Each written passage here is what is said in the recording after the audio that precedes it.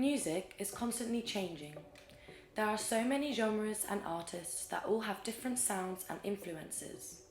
There is such a wide variety of genres listened to all over the UK, and inevitably, people's musical tastes change.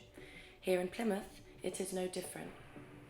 Along with the stunning seaside views, there is a diverse list of genres that help define Britain's ocean city.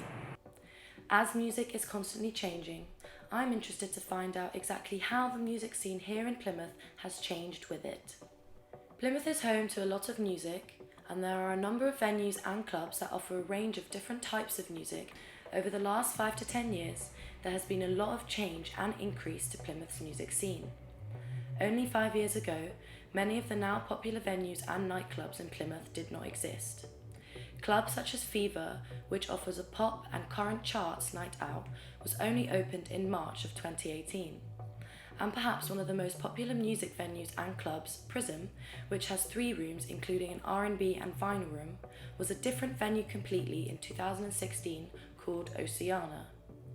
Over the last 5 to 10 years, there has been significant change and growth in the Plymouth music scene. I spoke to Rob Congdon, a guitarist, to find out his views on the Plymouth music scene. So what type of music did you used to play?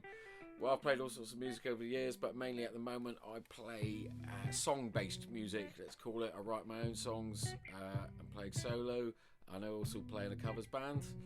And I've also over the years made quite a lot of electronic music, hip-hop particularly, but drum and bass. But now I'm really back on the guitar and concentrating on that.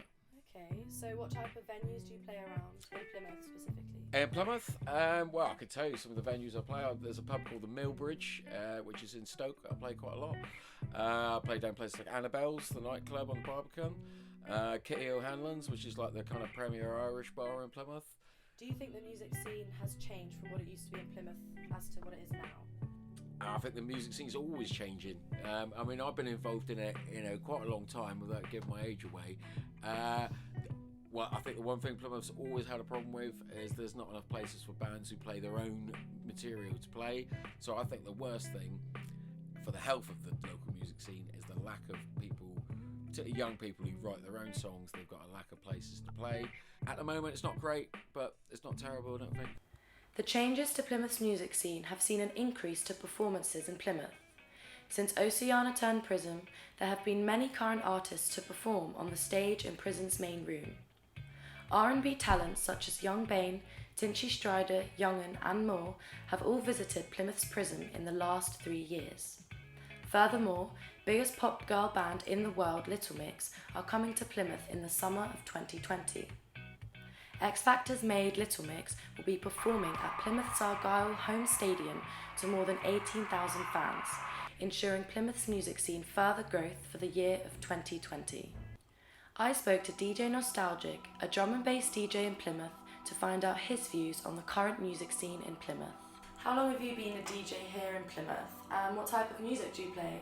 About 3 years in Plymouth, and I play mostly drum and bass and also a sub-genre bass, which is liquid, which is a bit lighter for drum and bass and it has vocals in it. Okay, so whereabouts do you perform around Plymouth then? Usually down at the Barbican at Hanging Gardens, but I've also played a couple times at Factory. Okay, cool.